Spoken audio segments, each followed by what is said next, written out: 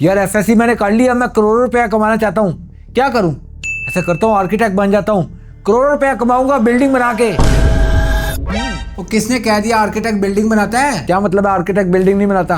तो कौन बनाता है? वो तो मजदूर बनाते हैं। तो मिस्त्री बन जाऊं? उठा ले रे देवा। मजाक कर रहा हूँ।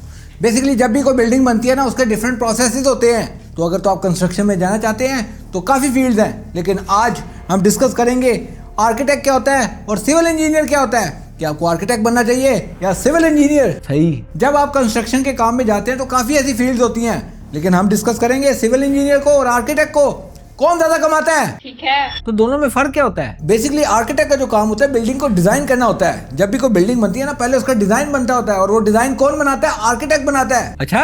और आर्किटेक्ट ने जाके ईंटें नहीं उठानी होती, इसने ऑफिस में बैठ के ऑटोकैड के ऊपर डिजाइन करना होता है, पूरे ब्लूप्रिंट्स बनाने होते हैं, जिसको बाद में आगे कंस्ट्रक्शन टीम, जिसके अंदर सिविल इंजीनियर भी मौजूद होते हैं, उनको दिया जाता है और वो आगे इसकी इम्प्लीमेंटेशन करते हैं। यार ये मुझे नहीं पता था। अब सिविल इंजीनियर ने भी खुद ईंटें नहीं लगानी होती, उन्होंने क्या करना होता है, जो डिजाइन आर्किटेक्ट की तरफ से बन के आया है उसकी इम्प्लीमेंटेशन के लिए क्या क्या चीजें रिक्वायर्ड है, किस तरीके से वो मजबूत बनेगी, फंक्शनल बनेगी और सेफ बनेगी। अच्छा।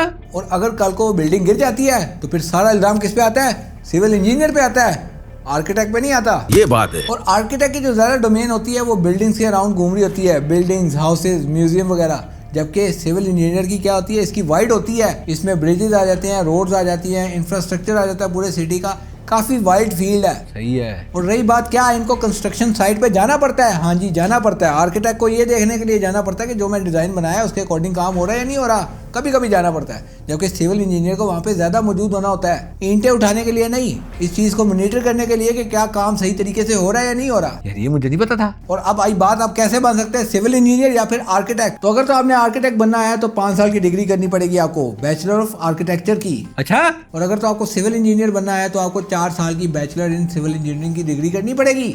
हाँ जी, पैसा कौन ज्यादा कमाता है? करोड़पति कैसे बनूंगा? और रही बात, दोनों में से ज्यादा पैसे कौन कमाता है? दोनों ही पैसे कमाते हैं। बेसिकली होता ये है, जब भी आप डिग्री करते हैं तो आपको एक्सपीरियंस लेने के लिए जॉब करनी पड़ती है, और जॉब में कोई इतनी खास सैलरीज नहीं होती।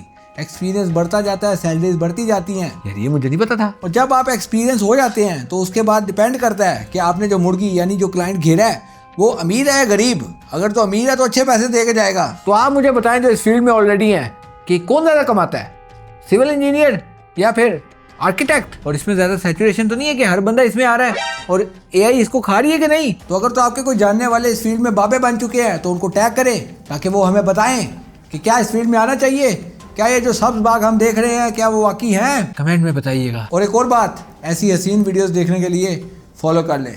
कल मिलते हैं अगली वीडियो में।